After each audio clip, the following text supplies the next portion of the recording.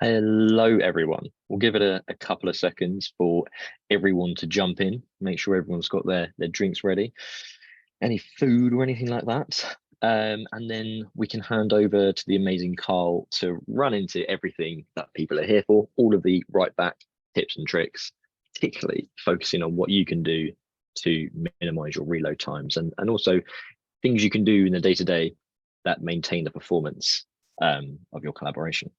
So a few things before we kick off. Please use the Q&A button to ask any questions. You can put them in there throughout, and we will get to them at the end.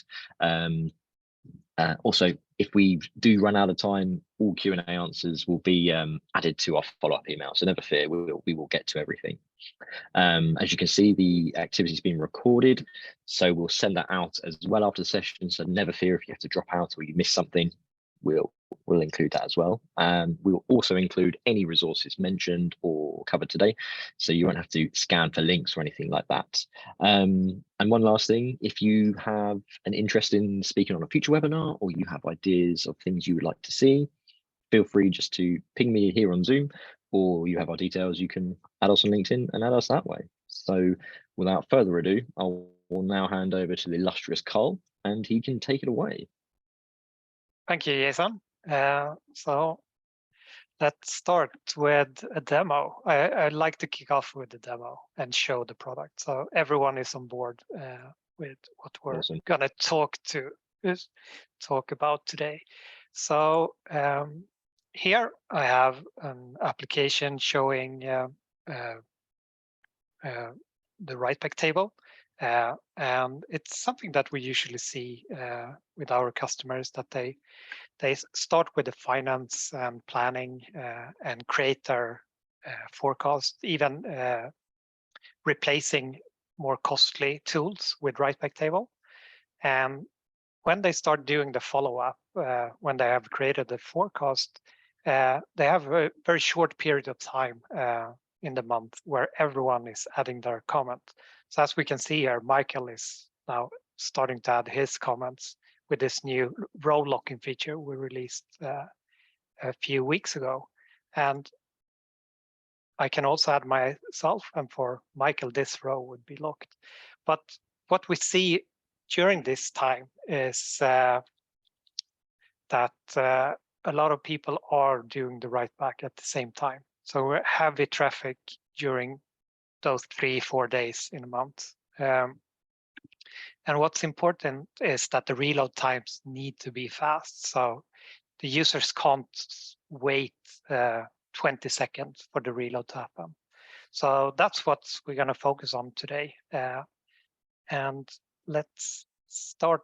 I'm going to show you 2 really quick tips that can improve the reload times.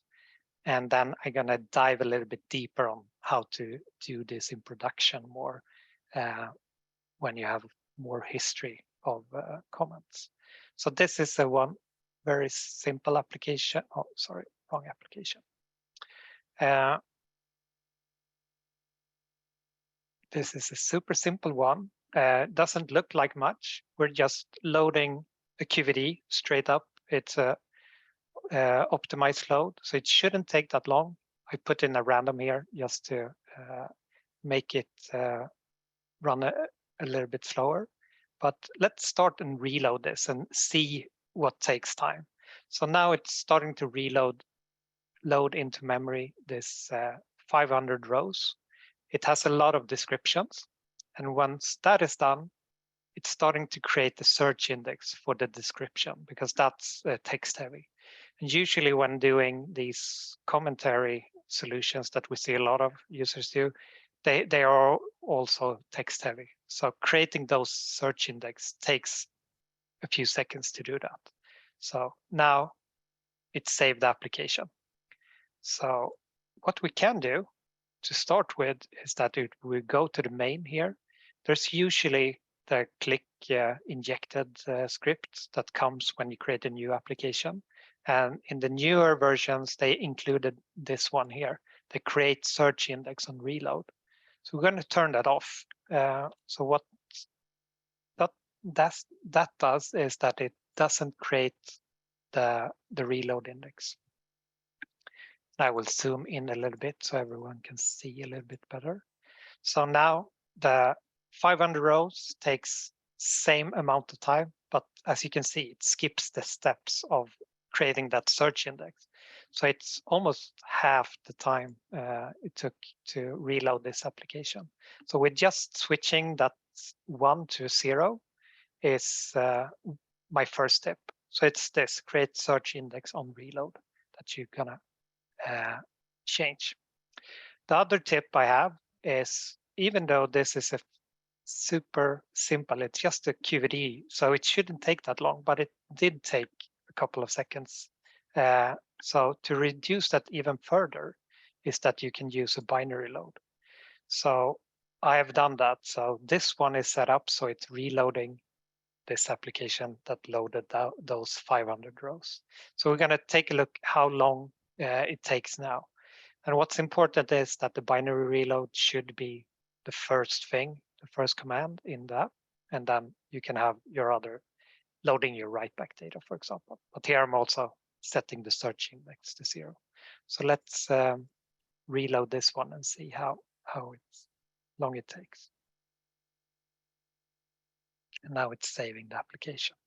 So with these two tips, I removed the entire reload of the QED file because the binary load loads the entire application into memory instantly and then remove the search index.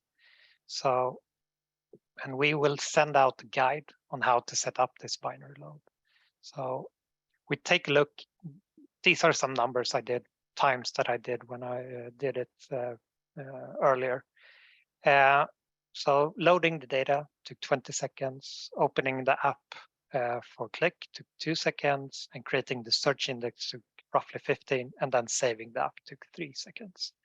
So when removing the search index, we got almost half, and then removing the QVD load file and did the binary, we got only opening the app and saving the app. So saving the app can vary depending on how big the application, bigger apps take longer time and so on. But this is what you want to achieve, to have as little as much happening in the application, so you can only reload your writeback stuff when it's needed. So a little bit on the benefits of the binary reloads is that they're instant loads any size of data. So it's just loads it into memory. So it's very quick. And you have enterprise security. You can create secure data connections to one specific app, and section access is inherited. And the one thing that I really like is that it's supported in the load script editor. So it's super easy to troubleshoot and develop.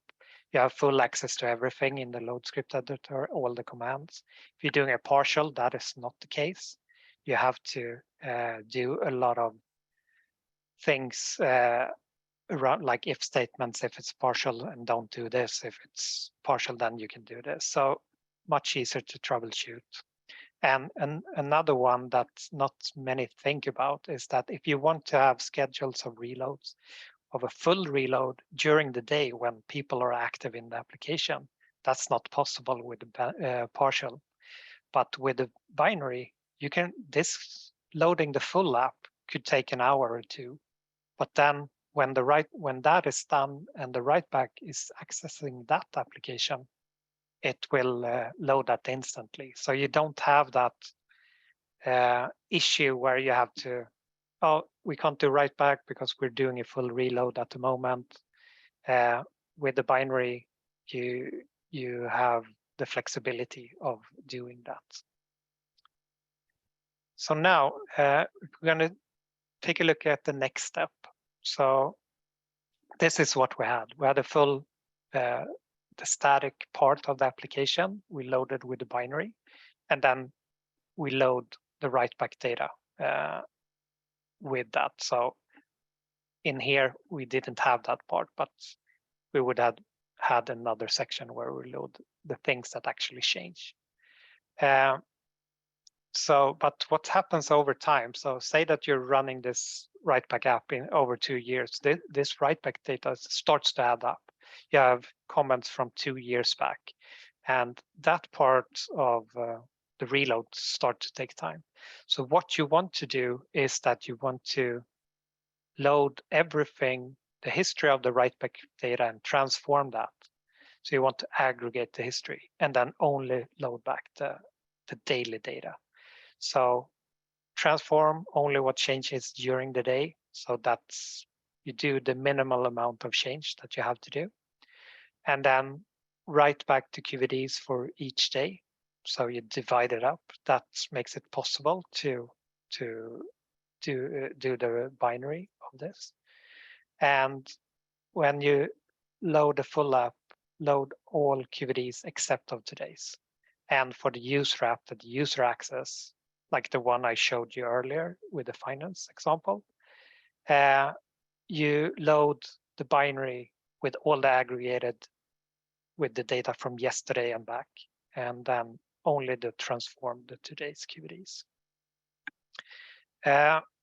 So if there are a couple of things that you need to think about when doing this. So I will show you how you set it up in Vizlib server first. Go to here. I've created this destination.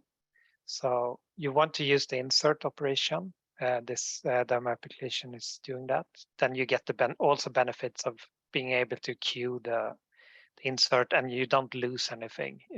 It's all kept in the history. Even though if you're showing only the latest comment, you have all the history. You don't overwrite anything.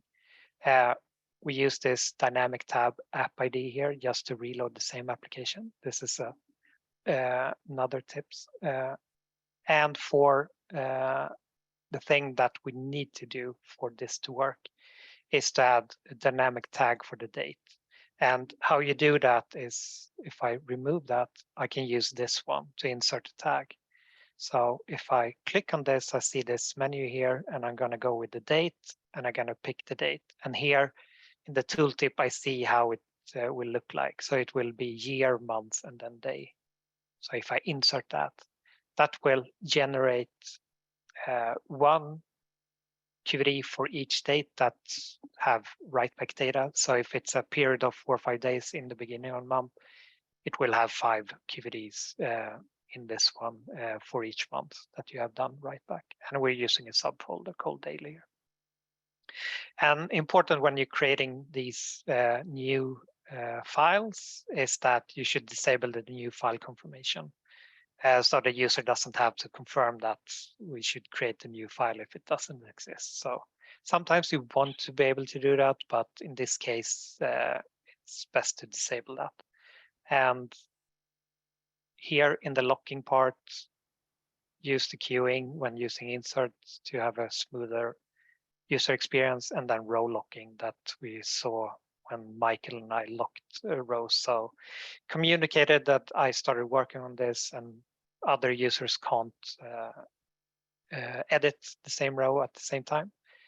Very nice feature that was released a couple of weeks ago.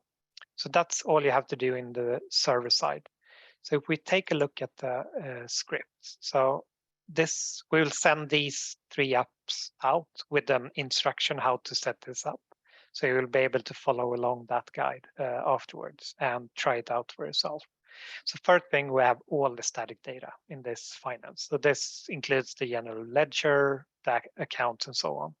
And then we have this one that we're going to open up. So it's the history with all the history data that first does a binary load of the finance data, and then it creates what's needed for the writeback. So if we take a look at the history here, so what we do is that we get the today date, and then we loop through all of the QVDs in this subfolder daily that we set up in the Vizlib server, and with the star afterwards. So it will load all the QVDs in that folder. So we'll get each day's QD file. And then what we do is that we check that it's not equal to today. If it's not, then we just load it back in. So we load everything that is not done today. And for the latest comments, we do to show only the latest in the table. We do it like this, that we create a concatenated key of the account number, the date, and the country. And then we just do a max of that and join it back together with itself. So we get, for each unique date, account number, and country, we get the latest comment for that. So that's how we do it in the history app. And if we take a look at the daily app, we do it quite similar, but with one added step. So we do the same thing here, but we only check today dates. So we get the today date, we add that, append that to the end of the QD file that we want to load. So we load that, and we load that in and add it to the general ledger, same thing. But for the latest, we do have the history in the other application that we do a binary load first. And what we need to do here is we need to get the latest for the daily, but then we need to combine that with the history. And if we remove this, it's easier for you to see. I can zoom in a little bit more. And we do that with a not exist function here.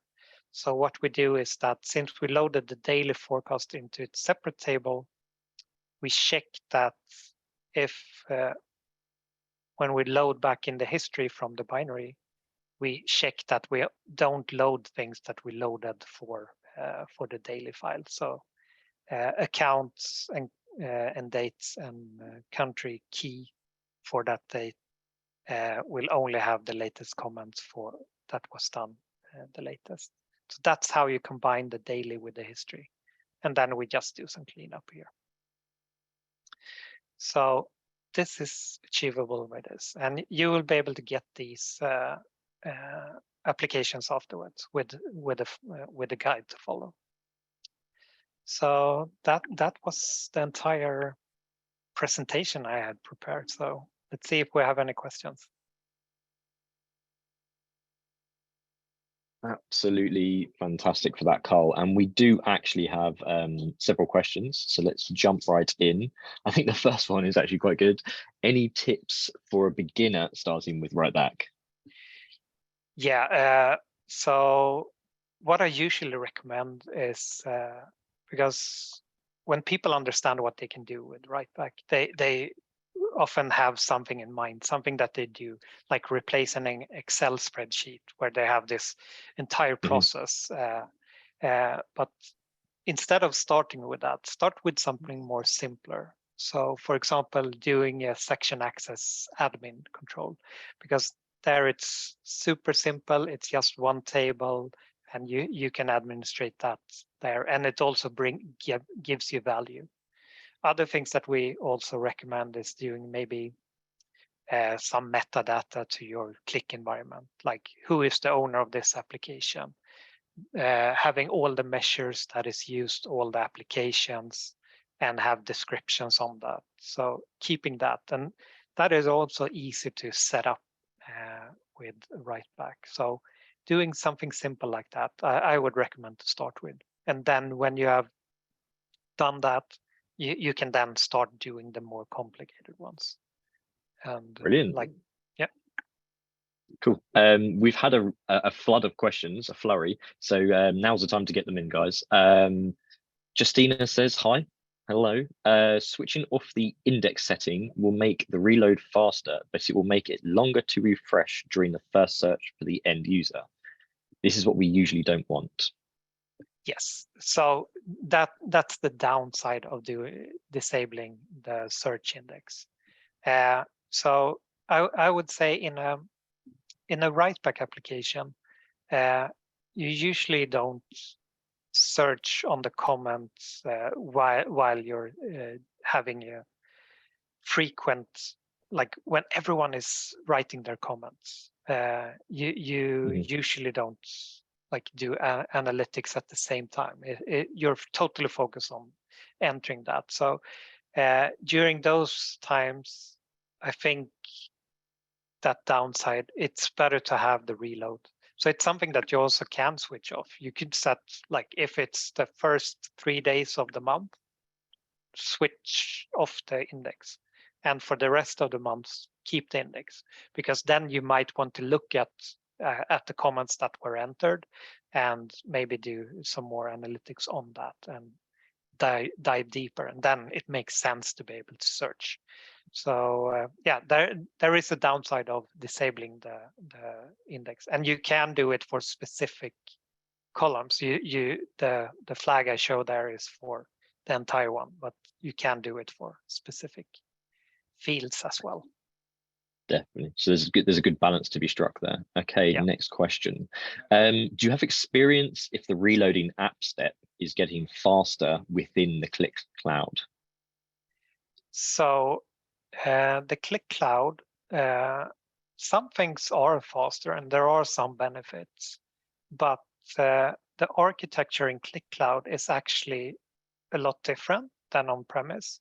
And one thing that they have done is that since your tenant is running on like cloud architecture that is shared between other companies, if you haven't paid for a dedicated capacity, you're sharing the same reload pod. So there's actually a queue mechanism in the cloud that can happen if you don't have dedicated capacity. And so I would say that things are roughly the same, can be a little bit slower in general in cloud. But if you're queued with because of someone else on the tenant that actually is not in your company, because it's a shared environment, that can be a bit annoying.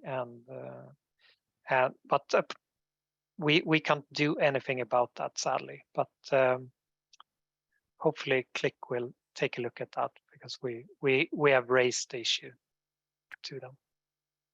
Good stuff. Good stuff. Next question. How much time does it save to split the daily files in your last example? So in my example here, we don't have that much history, but it all depends. If you have very little history, you don't see any like benefit of that, I would say, because Qlik is very efficient in reloading.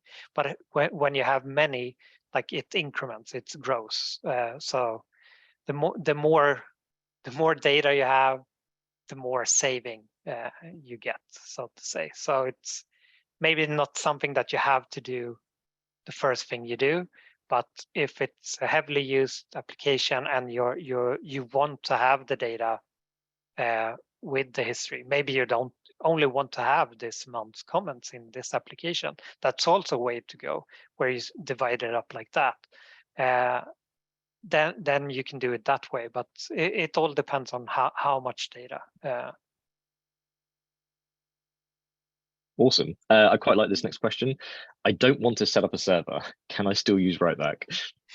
Yes. So we do have serverless capacity, but it requires some security rules. So you're able to download the free version and try it out. It works in enterprise. The downside of doing it without the server is that you don't get the security benefit. So the user needs to have access to all the data connection that is used by the application. That can be a security risk. But the biggest downside of not using the server is the concurrency, because an application can only be reloaded once. So if two users are not using the server in the same application and they trying to write back at the same time, your data can be out of sync, and the last one of them will not have the app reloaded for them, because it will be prevented by the first reload that is in progress. So concurrency is something that gives a lot of value with the Vizlib server, and we spend a lot of time improving these heavy traffic situations, like I showed, like the adding comments in the monthly reporting. So we put in a lot of effort in making that process a lot better with queuing and the row locking and all those features that we have. Makes sense. Is binary load available only in legacy mode? No, binary load is available in standard mode. You don't have to enable legacy mode. It's a thing. Standard default one. Makes sense. Good to know. And can you share with us today's PowerPoint file and the demo ClickSense reports? I mean, I can say that yes, we will certainly include everything in our follow-up email. So if you've registered for this event and you're attending, then everything will get sent to you. So no fear about that. Would you recommend partial reload or binary, like skipping static data while partial reload? Yeah, so I don't like partial reload at all. If I could, I would probably remove that unless it would break all the backward compatibility, because the reasons behind that is that it's not supported in the Click load editor, so you can't like run it in partial reload. You have to use an extension for that, or use Writeback. So, and it has a lot of the restrictions on what you can do, because not all tables are available when doing a partial reload. So a lot of our customers struggle with partial, and when we tell them to and show them how to use binary, no one has ever like, oh, we actually like partial. No, binary is so much better in every way, I would say. And you get the same or even quicker speed, I would say, with binary, and you can like all the functionality of the load script is there, so you can store files, you can transform them in any way you want, like all the functionality is there as a full reload. Amazing. Exactly what does create search index on reload do?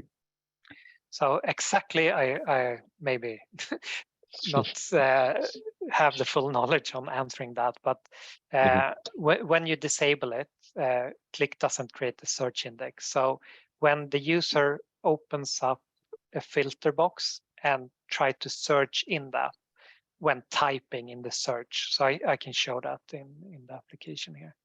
So if I were to search in here and start typing, the first user does that after reload, then Click create that index for that field. So you're deferring that creation of that index until someone does this. So it's not using a filter box or anything like that. It's just a search of it.